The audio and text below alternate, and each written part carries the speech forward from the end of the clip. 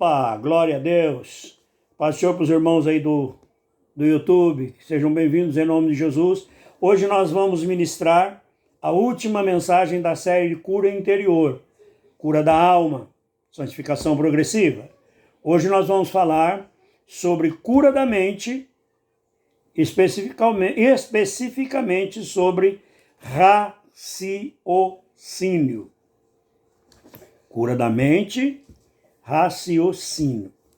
Nós sabemos que a alma, ela é composta por pensamento, Pensamento e emoções. E nós já estudamos essas três partes aqui, e hoje nós vamos falar sobre o raciocínio, a cura da mente. A mente, pensamento, raciocínio. E nós vamos raciocinar hoje, de maneira mais clara aqui, Estamos estudando sobre cura interior, hoje será a nossa última ministração nesse tema. Hoje vamos falar cura da mente, especialmente sobre raciocínio. Mostraremos o que a ciência diz sobre raciocínio.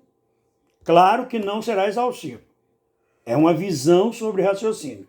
E em seguida veremos o que a Bíblia nos diz sobre isso. De novo, não é uma coisa exaustiva, completa, mas sim uma noção sobre o que a Bíblia nos ensina. Vamos lá?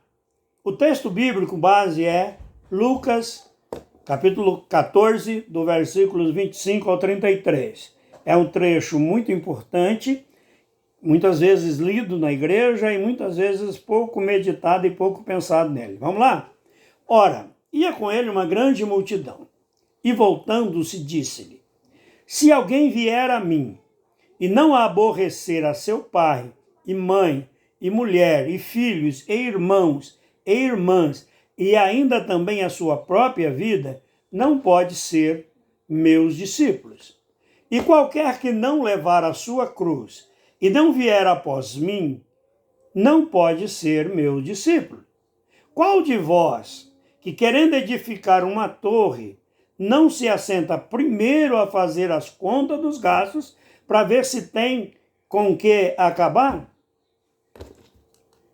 Para que não aconteça que depois de haver posto alicerces e não a podendo acabar, todos os que a virem comecem a escarnecer dele, dizendo: esse homem começou a edificar e não pode acabar. Ora, ou qual é o rei que, indo à guerra, pelejar contra outro rei, não se assenta primeiro a tomar conselho sobre se com 10.000 pode sair ao encontro do que vem contra ele com 20.000? De outra maneira, estando o outro ainda longe, manda embaixadores e pede condições de paz. Assim, pois, qualquer de vós que não renuncia tudo quanto tem, não pode ser meu discípulo. Bom, queridos, nós estamos diante de um texto um tanto quanto complicado para os dias de hoje. A igreja de hoje, ela ensina algumas coisas meio fora do ponto, as prioridades, as condições do discipulado, do seguir a Jesus. Jesus não está dizendo, aqui nesse texto, que você deve odiar o seu pai e a sua mãe para segui-lo. Mas ele disse que aquele que não aborrece, ou, em outra tradução, aquele que não ama mais a Jesus do que os seus pais e irmãos, esse não é digno de Jesus. Jesus diz assim: eu tenho que ser o primeiro lugar. E nesse texto ele faz uma coisa tremenda. Ele coloca a diferença entre seguidores e discípulos abaixo. E ele exige do seguidor ou discípulo, que vai ser a mesma coisa nesse texto, uma análise para entender o preço que é seguir a Deus, seguir a Cristo. E ele diz que o preço é esse. O preço é colocar Jesus em primeiro lugar, acima de pai, mãe, irmãos, mulher, marido e filhos. Eu sei que hoje em dia ensinam assim. Olha, as prioridades do cristão em primeiro lugar, Deus, depois a família, depois a igreja. Isso está errado, irmão. Deus e igreja não se separam. E quando eu falo igreja, eu não estou falando aquele quadradinho de material de tijolos lá, não, ou de madeira. Eu estou falando da comunhão dos irmãos. A comunhão com os irmãos tem que estar em primeiro lugar. Ora, se a minha família não se coloca contra o meu desenvolver cristão, eu não tenho nada que colocar a minha família para trás. Mas se a minha família começa a exigir de mim mais atenção do que Cristo, de que a minha convivência dentro da igreja cristã, a minha família tem que ser posta para trás. Não vou desprezá-las, não vou humilhá-las, mas vou colocá-las no seu devido lugar. E aí Jesus fala sobre raciocínio, sobre raciocinar. Olha, se um homem vai construir uma casa e antes não sentar e não fazer um levantamento para entender quanto ele vai gastar e se ele tem possibilidade, pode acontecer de que ele comece e depois não consiga terminar. E as pessoas que passar por aquela casa não terminada falam, esse aí, começou a construir e depois não conseguiu. Jesus está dizendo assim, se você quer me seguir, senta, vê o preço. Você vai pagar o preço? Seguir a Cristo não é uma coisa irracional. Não é ir de qualquer jeito. Tem um preço a se pagar. E o preço a se pagar é colocar Cristo em primeiro lugar. Quando eu falo Cristo, eu estou dizendo Deus Pai, Deus Filho, Deus Espírito Santo, igreja. Tudo junto. Igreja não se separa de Cristo.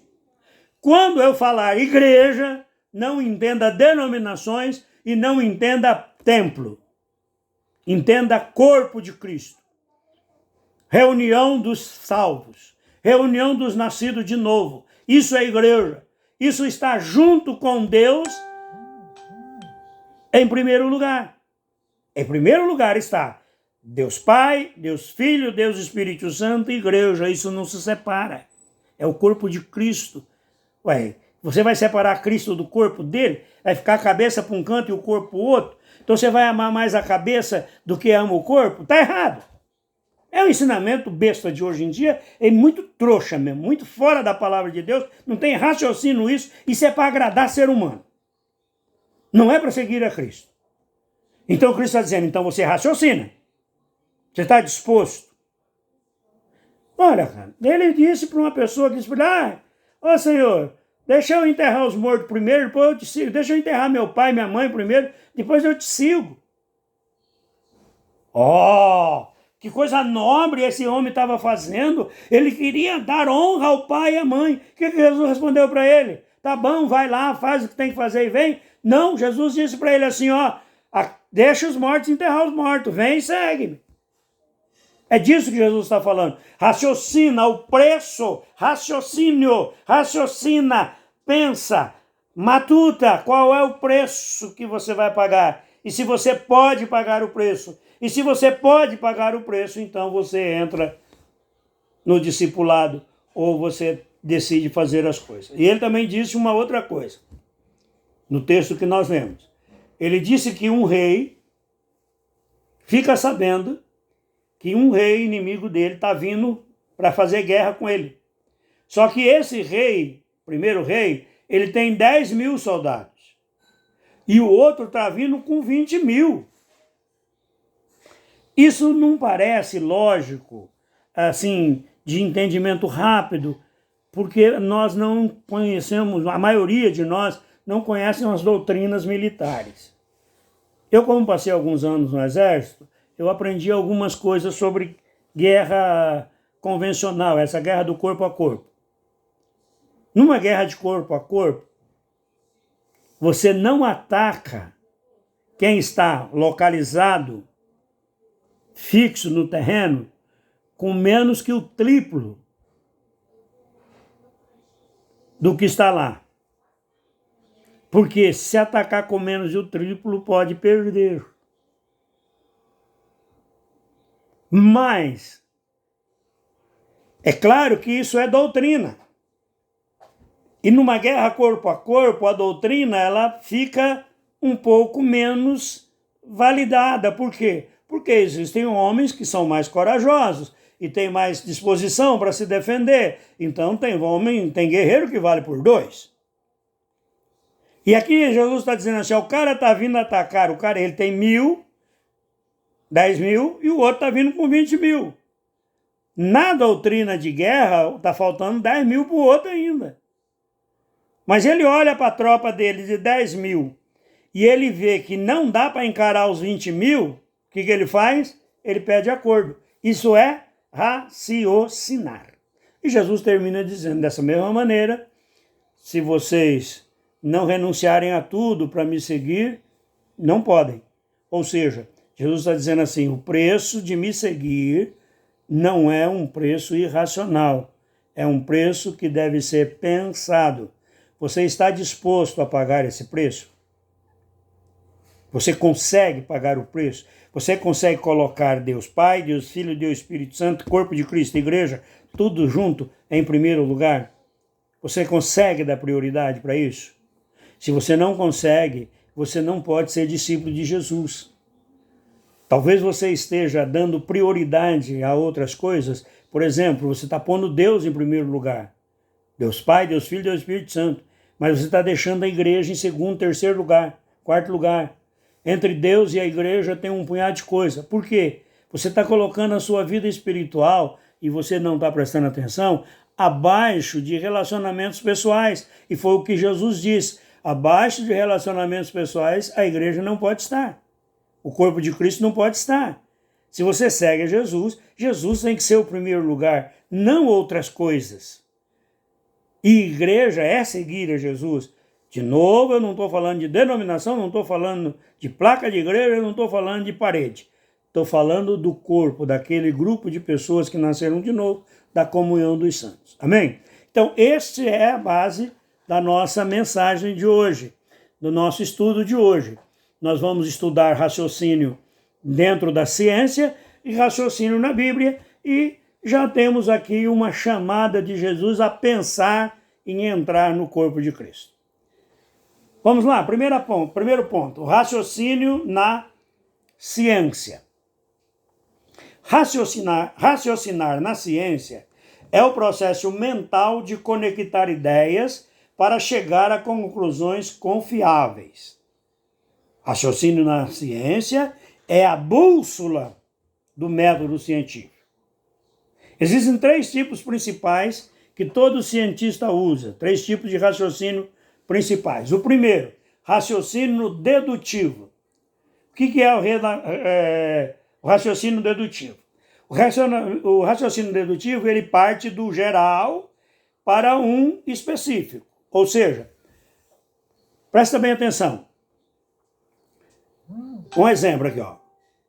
Todo metal se expande com o calor. Então, todos os metais, você coloca ele no fogo, ele se expande. Então, o ferro é metal. Se todo metal se expande e o ferro é metal, o ferro se expande. Entenderam? Isso é o pensamento dedutivo. Eu tenho uma série de coisas e eu chego à conclusão de que aquela natureza, aquele grupo de pessoas, acontece alguma coisa com ela, então um indivíduo faz parte desse grupo.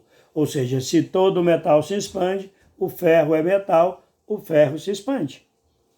Ciência. Isso é ciência. Raciocínio dedutivo. É a lógica das provas de matemática, física e testes de hipóteses. Busca certeza dentro das regras. Raciocínio indutivo. Você vai induzir. Ele parte do específico, observa vários casos e cria uma regra geral. Vamos dar um exemplo? Eu vi 100 corvos, né? Eu sei que 100 urubus. E todos os urubus que eu vi eram pretos. Eu observei um corvo, 2 corvos, 1 urubu, 2 urubu, 3 urubu, 4 urubu. Eu observei individualmente 100 urubus. Todos eles eram pretos. Então, provavelmente, todos os urubus são pretos.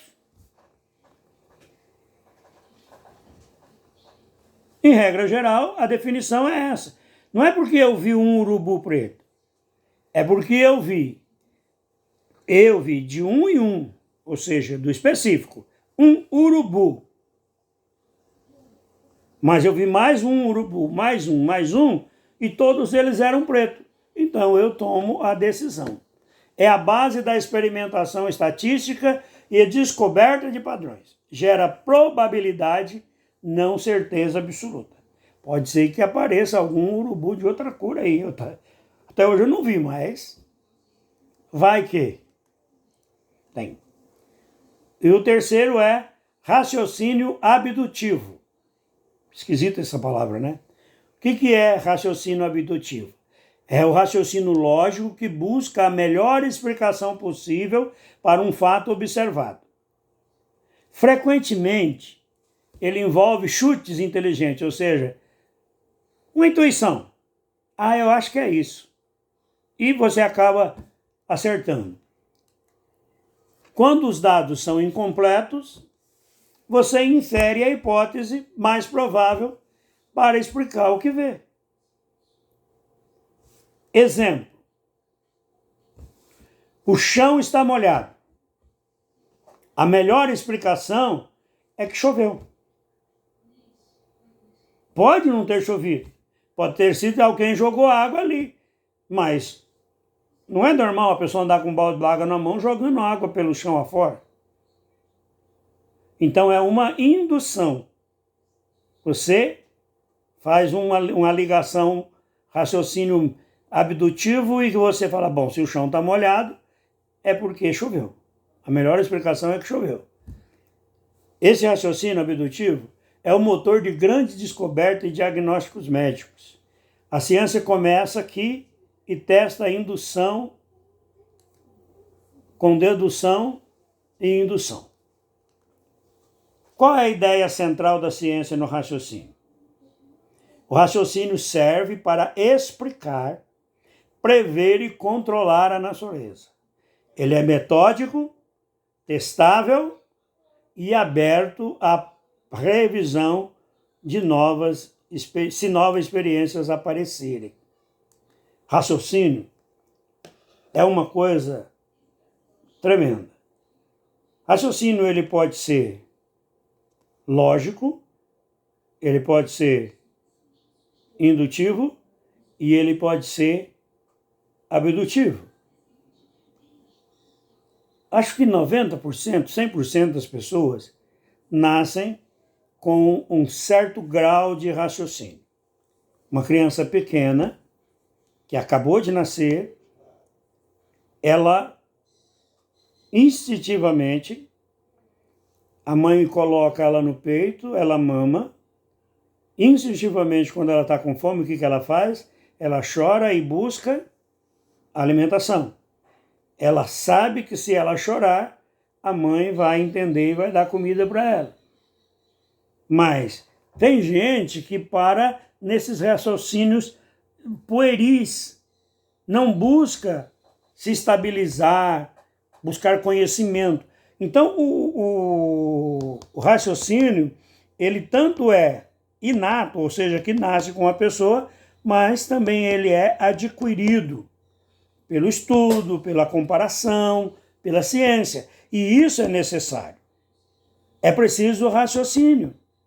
A ciência nos mostra que nós somos um bando de pessoas que não raciocinamos muitas vezes e por isso cometemos os mesmos erros.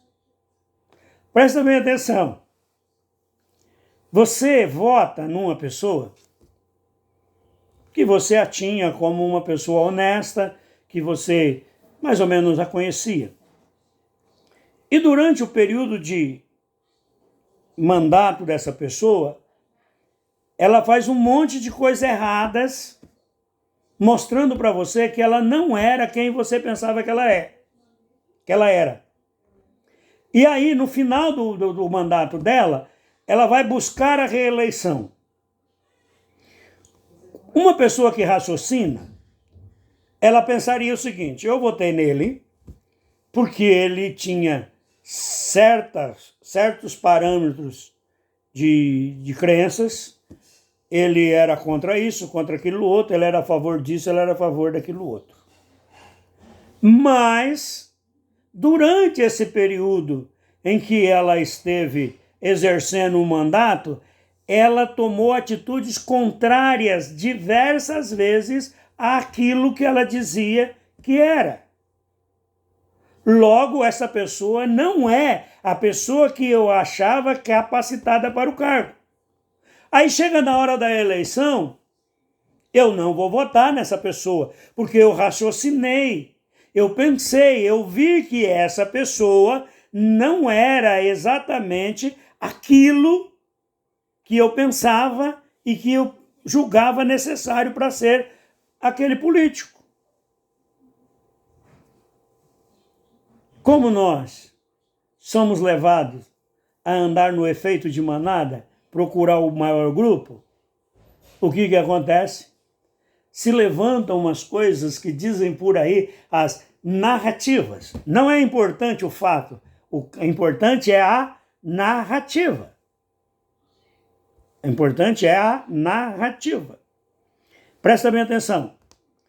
Tira-se um pedaço da fala ou um pedaço do discurso em que dá para inverter o posicionamento. Vou usar aqui um fato muito claro que aconteceu e que todo mundo deve conhecer. No início da pandemia, quando o primeiro-ministro da Saúde criou um padrão de raciocínio a respeito do Covid, que era a pessoa não buscar o médico, não buscar a internação, por quê? Porque ela precisava se defender, porque na internação era mais difícil. Alguém fez uma pergunta para o Bolsonaro, que era o presidente da República, e o presidente da República disse: olha, havia um protocolo terrível, que era para a pessoa buscar um médico só depois quando estivesse morrendo de Covid. O que ele estava dizendo? Eu fui contra esse protocolo a ponto de exigir que o meu ministro da Saúde tomasse um posicionamento e por causa disso ele foi afastado. E eu coloquei uma outra pessoa, porque a pessoa não pode esperar estar morrendo para poder ser internada. E foi isso que ele falou. É isso que você ouve nos jornalzinhos por aí? Não. Você ouve que o Bolsonaro, o presidente da República, em plena pandemia de Covid, foi para a televisão zombar dos doentes, imitando uma pessoa com Covid. Ele não estava zombando. Ele estava sendo contra quem queria que a pessoa estivesse naquela condição. Mas a narrativa criou-se para que as pessoas entendessem que ele era contra. Aí a pessoa que raciocina a partir da superfície, o que faz? Eu sou contra esse cara. Esse cara, ele foi um genocida. Mas aí vem outro governantes, vem outros candidatos. Pronto, aí se move, tem um monte de escândalo de corrupção. E aí ele aparece na televisão dizendo: não, porque eu sou contra, porque eu isso, eu aquilo outro, onde já se viu a moralidade, tem que investigar. Por trás ele põe um grupo para impedir a investigação. Tem que investigar a narração, a narrativa. Aí o que acontece? As pessoas raciocinam superficialmente e votam nessa pessoa. Bom, estou falando de raciocínio para mostrar para você que raciocínio é uma coisa que há uma parte inata e há uma parte de conhecimento. Você precisa raciocinar quando você vai tomar as suas decisões. Olha o que Jesus falou. Você não começa a construir uma casa sem saber se você vai conseguir terminar. Nós pensamos assim, nós fomos criados assim, para ir colocando um tijolo hoje, outro tijolo amanhã, mas Jesus está dizendo de raciocínio. Você precisa ter o raciocínio sobre as suas decisões. Você não pode decidir a favor do vento. Você tem que decidir baseado num pensamento lógico, num raciocínio. Isso a ciência manda. Isso a ciência ensina. O raciocínio é para explicar, prever, controlar a natureza. E ele é metódico. Você precisa ter método, ter maneira de pensar. Ele é testável, ou seja, dá para provar. 2 mais 2 é igual a 4. 3 mais 2 é igual a 5. Então, se 3 mais 2 é igual a 5, 2 mais 3 tem que ser igual a 5. Não pode ser 3 mais 2 igual a 5, 2 mais 3 igual a 6. Não tem. Está errado. Só que nós embarcamos muitas vezes nesse tipo de raciocínio humano. Vamos lá, o que a Bíblia fala sobre raciocínio para nós aprendermos a raciocinar como cristão? A fé não é irracional. Vamos lá, raciocínio na Bíblia. Na Bíblia, o raciocínio não é só QI, não é o tanto que você tem de conhecimento, ou lógica fria. O raciocínio na Bíblia está ligado à sabedoria, ao entendimento e ao discernimento, principalmente o discernimento espiritual. A diferença entre o conceito de sabedoria... Desculpa, falei a frase errada. Diferença entre conhecimento e sabedoria. Os dois podem ser adquiridos. Devem ser adquiridos, tanto o conhecimento como a sabedoria. O que é conhecimento? É aquilo que você adquire com a sua vivência, com a leitura, com o estudo e com a sua prática. Você vai vivendo, vai aprendendo as coisas, esse é o seu conhecimento. A leitura, o estudo, a prática. E o que é sabedoria? Sabedoria é o modo e método pelos quais você usa o conhecimento adquirido. Então você tem um conhecimento, você é sábio se você usa de maneira certa. Isso na Bíblia é raciocínio. Raciocínio é o encontro do conhecimento que você adquiriu com a sabedoria que você adquiriu de Deus. Ou seja, você pega aquele conhecimento e usa pelo modo correto, ou você pensa pelo método correto. Ok? Então, continuando, vejamos. Na Bíblia, qual é o fundamento do raciocínio? Qual é a base do raciocínio? Qual é o alicerce do raciocínio? Provérbios 4, 1, versículo 7, diz assim: o temor do Senhor é o princípio do conhecimento. Os loucos desprezam a sabedoria e a instrução. Qual que é a base do raciocínio? Qual que é a base desse raciocínio biblicamente falando? É o temor do Senhor. Porque o temor do Senhor traz o conhecimento, traz a sabedoria. Na minha tradução está conhecimento, mas na outra tradução está o temor do Senhor e a sabedoria. O raciocínio bíblico aqui começa com reverência e submissão a Deus, não com o homem no centro. É reconhecer que existe uma verdade maior que ordena a vida. Provérbios 4, versículo 7. A sabedoria é a coisa principal. Adquire, pois, a sabedoria. Emprega tudo o que possuis na aquisição de entendimento. 2. Raciocínio na Bíblia. O que é o raciocínio na Bíblia? Sabedoria como tesouro e defesa. Raciocínio é sabedoria, então sabedoria é um tesouro e uma defesa. Provérbios 3,13. Bem-aventurado o homem que acha sabedoria e o homem que adquire conhecimento. Eclesiastes 7,12. Porque a sabedoria serve de defesa, como de defesa serve o dinheiro. Mas a excelência do conhecimento é que a sabedoria dá vida ao seu possuidor. Raciocinar biblicamente é adquirir um recurso que te protege, te dá vida equilibrada e te ajuda a decidir certo. Sabedoria protege, sabedoria defende. E sabedoria pode ser pedida a Deus. Você vai adquirindo sabedoria com as práticas do dia a dia, mas você pode também buscar em Deus a sabedoria.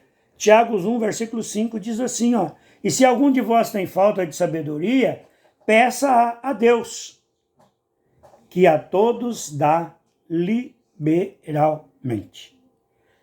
Você está com falta de sabedoria? Então pede a Deus. Ele dá de graça. Não cobra nada. E a continuação do versículo diz que ele não te lança em rosto. Ora a Deus para que ele te ajude e te dê capacidade de raciocinar. Foi o que Salomão pediu. Salomão pediu a Deus sabedoria. Porque ele queria dirigir o povo, reger o povo de uma maneira sábia diante de Deus, entender as coisas que podia fazer. E Deus lhe deu. A sabedoria transforma a prática. E ela pode ser transformada na prática. Olha o que diz Romanos 12, 2. Não vos conformeis com este mundo, mas transformai-vos pela renovação do vosso entendimento, para que experimenteis qual seja a boa, agradável e perfeita de Deus. Transformai-vos pela renovação do entendimento. A ideia central da Bíblia é que o raciocínio busca discernir a vontade de Deus. Na Bíblia, o raciocínio une mente, emoção e decisão, que são os componentes da alma. A alma completa, toda a alma. Então, o raciocínio, biblicamente falando, ele é a central da alma. A mente é a central da alma, o raciocínio é a central geral. É ele que baseia tudo. Não é só entender o que está escrito. Não é só sentir a presença de Deus. É viver de acordo com a conclusão obtida pela experiência de viver a presença de Deus e a experiência de conhecer a Deus através da palavra. E isso vai nos dando base para decidir na vida do dia a dia. Então, essa é a ideia central da Bíblia. Não é uma ideia de que você separadamente vai receber miraculosamente uma sabedoria para decidir.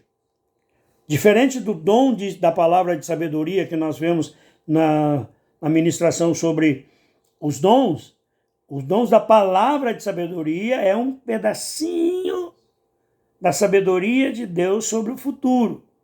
Aquilo é um dom que se manifesta esporadicamente quando Deus quer, é uma manifestação do Espírito Santo. Sabedoria aqui é a sua base de raciocínio, é a sua base de entendimento, é o seu conhecimento praticado e prático da palavra e da vida. Onde se encontra ciência e Bíblia na questão de raciocínio. No objetivo. Qual é o objetivo da ciência sobre raciocínio? Entender como o homem funciona. Como o mundo funciona. A ciência diz que o raciocínio é para você entender o funcionamento da natureza, dos homens naturais, dos seres humanos, dos bichos, da natureza como um todo. A Bíblia diz que raciocínio para ela é para você entender para que nós vivemos e como viver bem. Para que eu vivo? E como eu vou viver bem nisso? Isso é o que a Bíblia fala de raciocínio. Encontra entre a ciência e a Bíblia um método. A ciência diz que o método de raciocínio é dedução, indução, abdução, teste. A Bíblia diz que raciocínio, sabedoria, é oração, meditação na palavra e discernimento, discernir as coisas. Com base no quê? Naquele conhecimento que você vai tendo de Deus e da sua palavra pela oração e meditação da palavra. Encontro entre a ciência e a Bíblia, a base da ciência diz que a base do raciocínio é evidência observável. Nós que adquirimos sabedoria, aprendemos a raciocinar, porque nós vemos as evidências. Nós vemos um bando de pássaros pretos, que são pássaros pretos. Depois nós vemos um bando de pássaros pretos e achamos que são pássaros pretos, mas eles não são pássaros pretos. Eles são outro passarinho, são chupim, por exemplo. Ou seja, então, não é apenas observável o raciocínio lógico. Nem todos os pássaros que são pretos são pássaro preto. Nem todos. Então, é apenas uma dedução. Não é uma 100%. Na Bíblia, a base da sabedoria, a base do raciocínio é o temor do Senhor. É o princípio. O princípio aqui não é começo. O princípio aqui é a base de que você tem para fazer as coisas. Tanto a ciência como a Bíblia valorizam o raciocínio. A ciência afia a mente para desvendar o mundo, a Bíblia orienta a mente para viver segundo um propósito. Bom, uma frase para nós terminarmos nossa palestrinha aqui. Deus nos deu cérebro para raciocinar como cientista e coração para raciocinar como filho. A fé não anula, mas complementa o conhecimento. Um sem o outro fica incompleto. A sabedoria humana sem a fé é incompleta. A fé sem a sabedoria também é incompleta. Queridos, de tudo que nós estudamos aqui hoje, fica para nós algo muito importante. Porque somos filhos de Deus, não estamos isentos de cometermos erros por avaliar mal a situação. É por isso que nós precisamos buscar sabedoria. Sabedoria é uma coisa que, sem Deus, se adquire com o tempo e com a idade, e às vezes nem isso. Porque sabedoria no mundo se adquire com ver os erros que você cometeu e tentar não cometê-los de novo, ou ver os erros que os outros cometem para você não tentar cometer ele, e você vai pegando experiência e você vai... Tem gente que não aprende nem assim. Mas, biblicamente, nós vamos adquirir sabedoria se nós buscarmos o conhecimento de Deus. Porque o conhecimento de Deus vai purificar a nossa mente, vai limpar a nossa mente, vai curar a nossa alma. É por isso que nós estamos estudando a cura da alma. Estamos terminando aqui. Eu te aconselho, não deixe de meditar naquilo que você ouviu aqui. Nós falamos muitas coisas, nós fizemos 10 ministrações sobre isso, sobre cura interior ou cura da alma. Né? Teve uma que nós falamos sobre o que é e depois nós entramos em vários tópicos. Procura. Como eu disse, eu vou colocar um link para vocês no Facebook, lá do Ministério Levando a Cruz, com todas as mensagens, uma relação de links das mensagens, para que vocês possam, quando quiserem, voltar lá e estudarem, ouvirem, melhorarem aquilo, né? Porque toda mensagem ela pode ser melhorada. Cada vez que a gente ouve ela, a gente aprende alguma coisa a mais. E se nós formos ministrar de novo, a gente vai ministrar melhor. Tá bom? Que Deus abençoe você. Que a glória do Senhor esteja sobre você. Em nome do Senhor Jesus. Amém? Amém, Jesus. Amém.